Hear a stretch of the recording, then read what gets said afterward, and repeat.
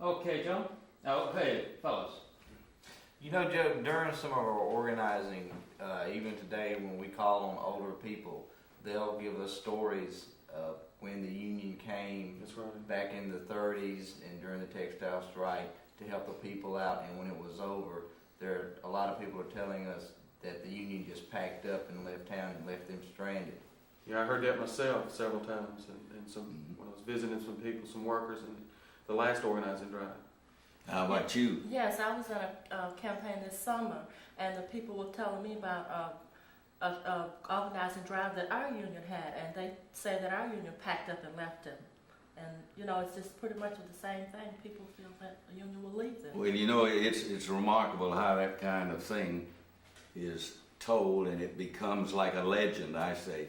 But the proof and the truth of it is that we didn't pick up and leave them. And the reason I say that is because those few of us who are still left, we can tell about it. And the documents speak even louder than that. And let me show you some of the things that I think are interesting as it applies particularly in Alabama, in Georgia, and in the Carolinas, which was where the big real strike was at. When the strike was called off, Gorman got all of his people together and said, when the folks are supposed to return to work, if there are any complaints, file complaints with the National Labor Board, as they called it. It was called the National Textile Board. Here are just a few of the papers that I got together to show you how we tried to do it and how we did not walk off and leave. When the people returned to work and they were stopped at the gates and they had any complaint about not being put back on the job, while they came in and signed affidavits, signed papers, signed statements, and we then sent letters. The way that most of the letters were sent was by a man named Holohan, who was in charge of the strike out of the Atlanta office under Frank Gorman. For example, the man who set it up for the regional office of the Labor Board was a man named Frank Coffey. And here in October, and that's October 17th, this one is, right after the strike was called off in September, it was at the end of September, he's writing a list of names of plants where there was discrimination, where he got that information from our international man John Dean, who was over in Birmingham, Alabama. And John Dean was quite a character. He went all up and down that state, got more affidavits, hundreds of people. Here's a list of, there's almost a dozen mills. You see in the different places, Dwight, Anniston, Haleyville, Fayette, Stevenson, Coma Mills. Here we go again. Clarksdale, Clark Thread Company, Atlanta Woolen, Porterdale Mill, Bib Manufacturing. That's where 2 people were killed in Bib. And the Bib people, by the way, in all of the places that they were at, when the people came to the gate, they either told them, go on down the road, we don't need you, your jobs have been filled. And the thing that compounded it, the thing that was worst of all was that at the same time that they were doing it, they began to evict our people. Right. In other words, they would give them notice. And they had never done this. Some people had been in these houses for years and years and years. They were evicting them even when they didn't have people to fill the houses. They just showing up at the door and throwing them out. That's right. And we were having to answer these complaints. And we would be sending them into Atlanta. We'd be sending the complaints into Washington. And very little was done. It took us months before we had the first hearing. Take a look. Here's another one, October 9th. Here's discrimination filed by Petrie, Secretary of the Georgia Federation of Labor, besides the ones on the staff that were helping out. Here's a man who was Secretary of the Georgia Federation of Labor, George Googe, who was the regional director of the AFL. He was helping out. Goodyear Mills in Cedartown, Georgia. Goodyear Mills up in Atco, and I'm going to tell you a little story about that later of an incident that I was involved in up there. Here's one on October 4th, Bibb Mill, Macon, Georgia. Bibb Mill, Macon, Georgia. Here's another, Payne City Mill, Macon, Georgia, another Bibb Mill. All of these. Noonan was another one of them. And these are all different dates, October 4th, October the 11th. Adams Mills, High Points, this is up in the other end. Again, all of these, you see who they're signed by? Frank Coffey. Yep. See there? Here's Bid Mill, Osprey at Porterdale again. Here's Cannon Mill number 6, Concord, North Carolina.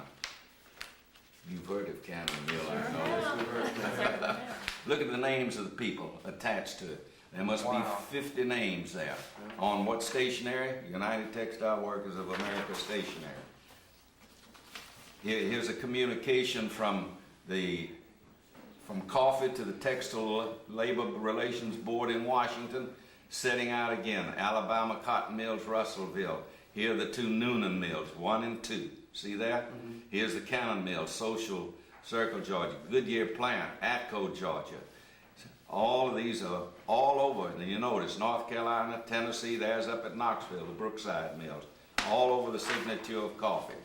How did he get them? He got them through complaints that were filed by the staff of the United Textile Workers who were trying to help the people. Right. Here's one on October 8th. Again, Goodyear Mills, Piedmont Processing, Anchor Mills in Huntersville, Anniston over across in Alabama.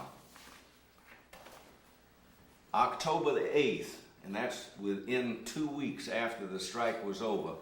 Here we're getting detail that we're sending in, and this is on the stationery of the United Textile Workers.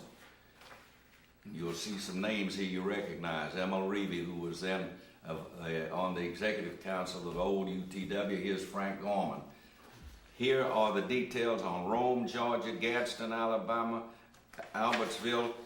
Here's one signed by Homer West, Secretary of Local 2093. All of these were reports from the locals. Local 1878, J.P. Holland and Gadsden.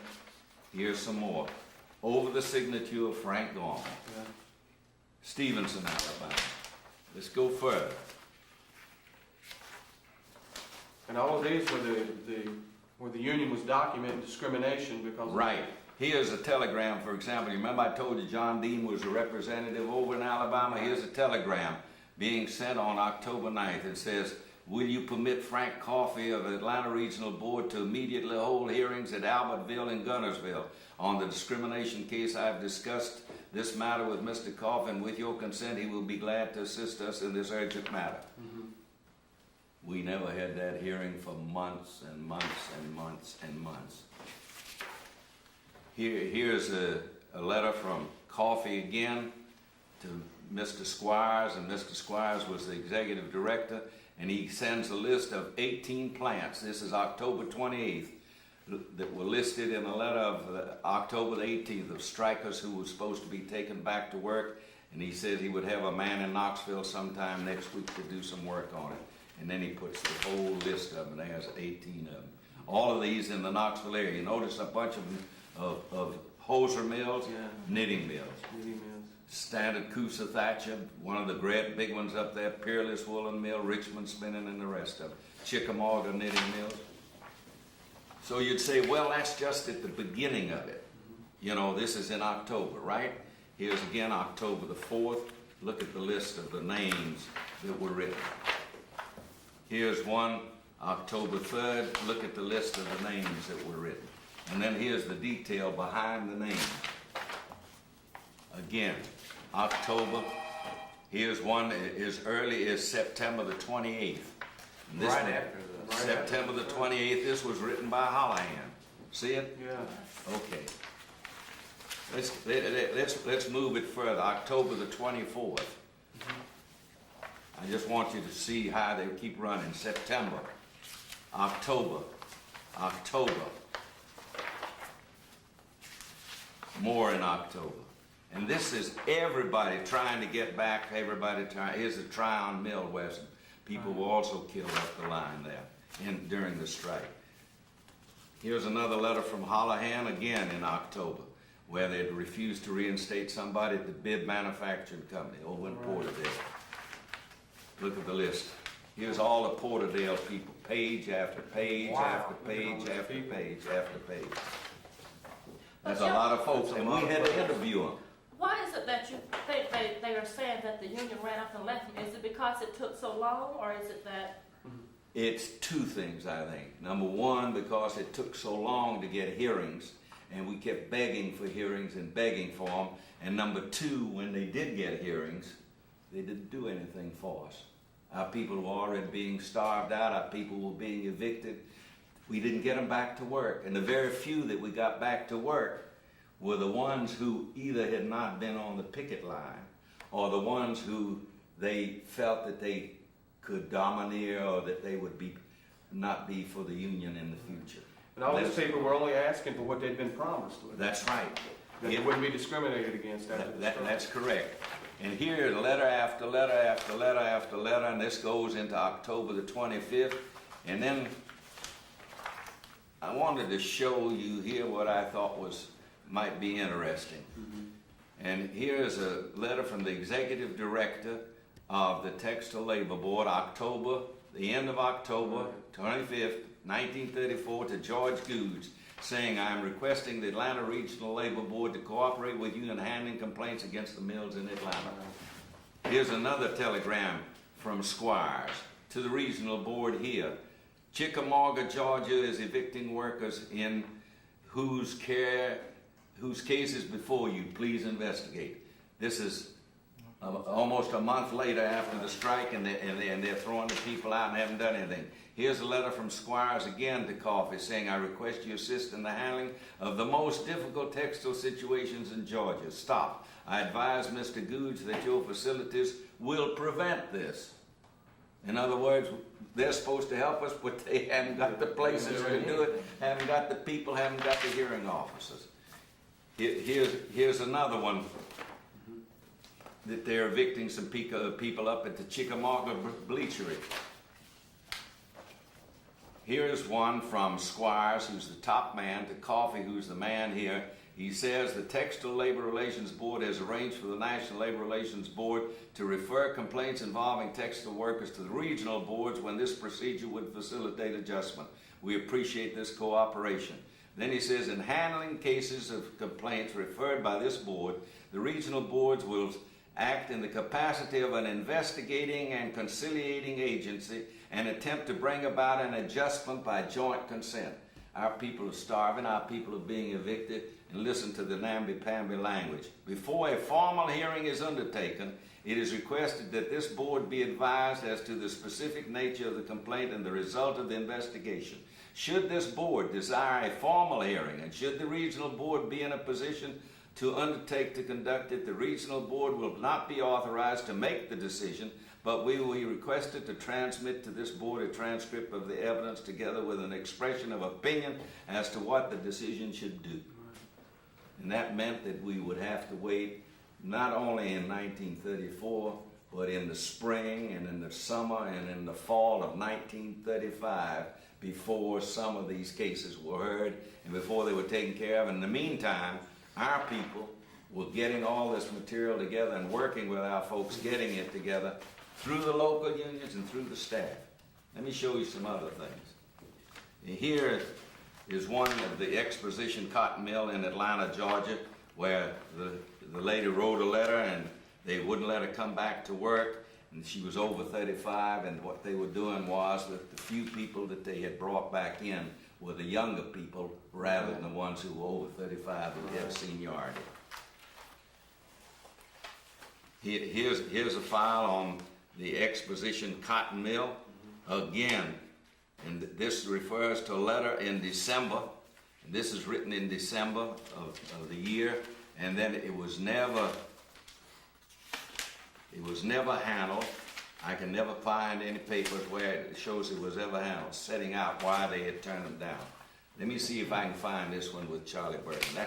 This is an example. If we look through the files, we could find a lot more. This is Exposition Cotton Mill in Atlanta. Okay? And this is the conclusion that was drawn by the hearing officer, and this is dated in April of 1935. You remember I told you how long it took? Well, it's been 6 months already. That's right. And this is a hearing recommended. You see what it says? A hearing is recommended. And that's what they recommended at that time. And then he gives the detail. Let me give you a little detail of it. The Exposition Cotton Mill, there was a complaint by our local number 2199 that they didn't take them back and they discriminated against them. Charlie Bergman was the examiner. Charlie Bergman was a lawyer in Atlanta. He was in the law office of a firm called Herbert Haas. And they represented primarily management people later on. But anyway, he was the hearing officer. The union was represented by S.A. Holohan, organizer. The hearing was in May of 1935. Does that sound like we had left town? No. Still around. Holohan represented. The company was represented by Morris Brandon of the firm of Brandon, Hines, and Tyndall. I should tell you that law firm also represented the First National Bank in Atlanta and some other of the banking institutions over there. Anyway, after the evidence that was introduced, the Texas Labor Relations Board now promulgates the following. And then they show that they were under the code. In the week ending of August 31st, 1934, the mill employed 765 workers. It was closed from the 4th of September, reopened on the 25th. There was some picketing. There was no violence, no disorder. Here it is. On September 24th, all workers were advised they would resume operations the following morning. That was when the strike was called off. 766 worked on the day of the reopening, including all complainants except 2 who were in jail. They had put 2 of them in jail. Joe, could you go back on that and explain a little more clearly that this was the finding after this? Because I didn't get that when I was listening to it. All right. And also, just keep in mind, I'm, as an audience, is wondering, where was Joe Jacobs during all this time? So, do those 2 things. All right. I wanted to show you this one here, which is a hearing of the finding on the Exposition Cotton Mill that was brought by complaints of the union, and that was 2199. Who brought the complaint? The union did. How did we bring the complaints? We brought the complaints by interviewing the people and talking with them and getting affidavits and making sure that they would be witnesses when it came. Who appeared in the hearing? At the hearing at that time, which was held by Charles Bergman, who was a lawyer. He came out of a law firm that of Herbert Haas. It was a commercial law firm. Who represented the union? Steve Holohan. Sound like we left town? Couldn't have left town. Why did Holohan represent him? Steve Holohan felt that he had to be the one that appeared in the hearings. People like myself worked with him and helped him get the affidavits together. We not only helped get the affidavits together, but we trained the people who were the presidents, the secretaries of the local union. That was part of the work that I had to do at that time for him. Hundreds of them. And Holohan was representing the workers before the Textile Labor Relations Board. That's correct. Right. Who was representing the company? Morris Brandon. Right. That law firm, Brandon, Hines, and Tyndall, represents First National Bank in Atlanta, did at that time, represents other big institutions like that. This was against the Exposition Cotton Mill in Atlanta. At the hearing, I cannot remember now whether I was there or not, but I sat in on so many of the hearings. Steve handled them all.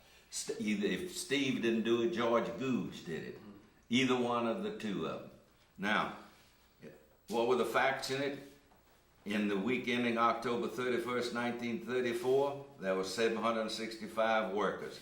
The mill was closed during the strike, September 1 through the 25th. On the 24th, all the workers were advised the mill would be resuming operation. That's when Frank Gorman called the strike off to report to the job. On the day of the reopening, all of them went back in except 2 who were in jail. Now, subsequent to that, the company claimed that because of the general strike, they had to lay off people. In December, 300 of our people were working, not 766. Wow. The reason I'm pointing this one out is, and I'll tell you in just a couple of minutes, they claim that in January, February, and March, business picked back up. And at that time, there were more people than were working at the time of the strike. After they called people back, here's the production records that we were able to get together. we had sneaked these out of the mill through some of our people who were helping us build the case. Of those who were complaining, 10 of our people appeared as witnesses. We showed 39 people who had been discharged. Of those 39 people, a lot of them had already gotten frightened. A lot of them had disappeared. A lot of them couldn't come. A lot of them had moved away or moved with their families. And then some of the cases were withdrawn. The company agreed that 2 of the complainants were only laid off. Now they claim they laid them off. They just didn't let them go completely. And they would be returned to work when business improved, but they never would say when. 8 of them were discharged for various reasons, and several of them were evicted from the mill houses. And I ought to stop for a moment. That was part of our trouble too. While we're getting all these affidavits, we're fighting, trying to stop these evictions. Right. I was in more of what I call magistrate courts than you could believe, trying to postpone them for the union, putting off the evictions, trying to keep them from throwing them out. A lot of places it was just like talking to the stone wall, because the mill had some more influence than we did, and they would throw the people out. The magistrate would rule with them. Right. Here's what they said about the ones that were discharged. One of them was the president of the union, just by coincidence, always by coincidence. By coincidence. The secretary of the union, L.W. Wiley, and then Hammett and his wife. They claimed that they were all charged with being drunk. Just And work. Being drunk. They were just trained. That's trained, all. yeah. These the offenses of Lee and Wiley. Now listen to this carefully. The offenses of Lee and Wiley occurred after their discharges.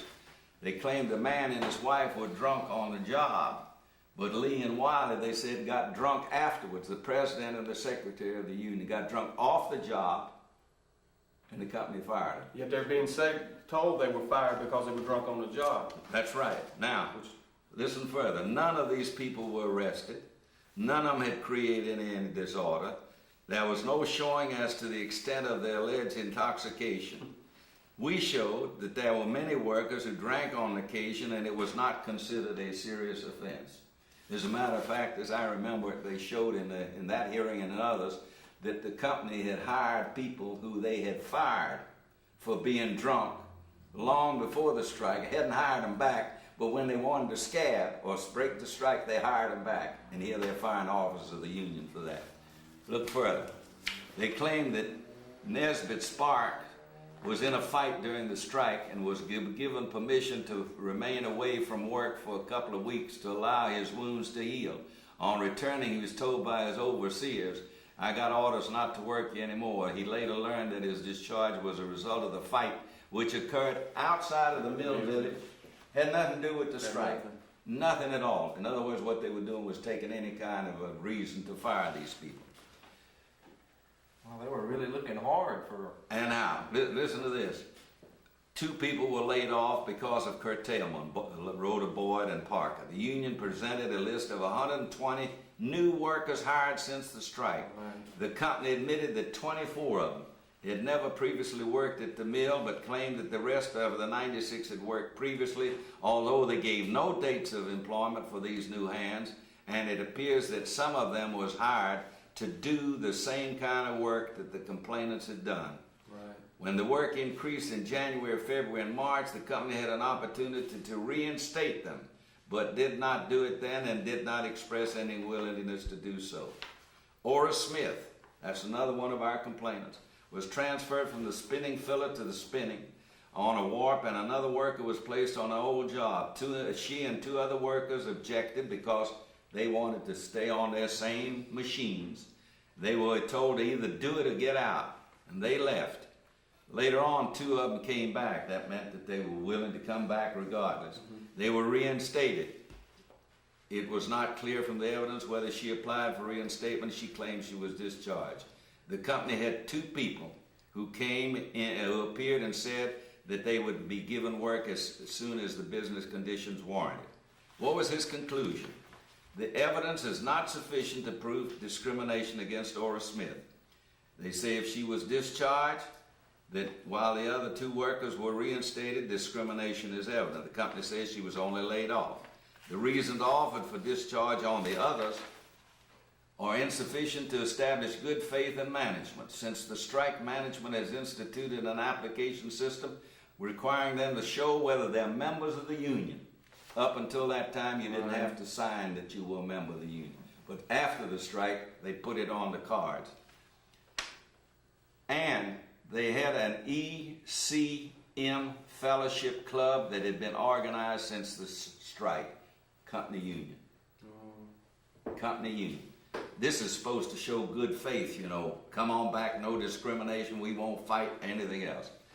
The remarks of mill officials reveal management's hostile attitude towards the union. The 9 complainants listed below should be placed, doesn't say put back to work, should be placed on a preferential list for reinstatement when employment for which they can qualify is available. And then he says probably Ora Smith should also be included. And he puts the president and the secretary and all the other people on, and you know what happened. He says put them on a preferential list, and the preferential list never came around. Right. The next year, and the next year, and the next year. Even after all of this overwhelming evidence that the company was That's right. violating That's right. the rights. Right. So the government didn't have any power to do it, to put those The people board back? really didn't have any power because the Textile Manufacturers Association had apparently made up their mind that they were going to discriminate against the people. Right. And if you're going to make us put them back, you've got to go to court, and they didn't have any power in court. Right. It was set up as a sort of a mediation conciliation. Here's the list of the people that we submitted in the hearings. This is part of work which I did, which Steve Holohan did, which George Gooch did, which all the organizers did, and all of it was documented and all of it was put in. Tell about where these documents come from. Tell them. All right, these documents come from the National Archives. The National Archives is a government depository of the different agencies of the board. When they get a certain amount of papers, they file them with the agency, and then after they get a certain number of years old, they put them in these archives. And if you go digging, you can find these things. Right. And they tell the story. In other words, what I'm saying now is, when we say that the union did not leave the people, you don't have to take our word. That's right. Here are the papers that show it. Let me read one more thing, Okay, go ahead. if I can, from the file. This is a man named Tolliver. Now, W.H. Tolliver was an investigator for the Textile Labor Board. He came out of Charlotte, North Carolina, and here's a letter that he wrote to the Textile Board about the exposition cotton mills. And this is a letter that he wrote back in October of '34. Remember, we didn't have that hearing until way over into May. Right. In October of '34, he had one report. Here's a letter of November 5th, 1934. I want you to hear what he says. This is not the union talking. This is an investigator for the board who's trying to find out if the mills are living up to the agreement that they made, That's right. or whether they have double-crossed Roosevelt like we say they did. He says, in my preliminary report in October, the complaint outlined from the workers' standpoint that even though the mill was running at a reduced capacity, union members were being discriminated and were refused their positions. On that date, the executive of the mill was out of Atlanta, but in a conference with him on November the 1st, and this is written November the 5th, he emphatically denied that any of his former employees were being discriminated against because of union affiliations. He stated when the strike was called off, invitation was extended to all of the former employees to return to work, and all of them did so with the exception of 2 who were in jail because of communistic activities. That's why there was places They there. found in the hearing that they had been in a fight away from the mill, and they say that they were in jail because of communistic activities. Go further. His payrolls and records further showed that since the strike, 14 employees have been discharged for various reasons, but none because of the fact they belonged to the union. He further stated that when the mill resumed operations, they took back 2 of the loyal officers of the union, but that one of them was was still at work, and the other had been laid off because of insufficiency. You remember of the 9 people that were laid off? One of them was the secretary, and one of them was the president. Right. And originally, when the one was sick and they let him come back, they then laid him off. Now they say it was because of insufficiency of work, and there was no discrimination against him. And the trial examiner found that they had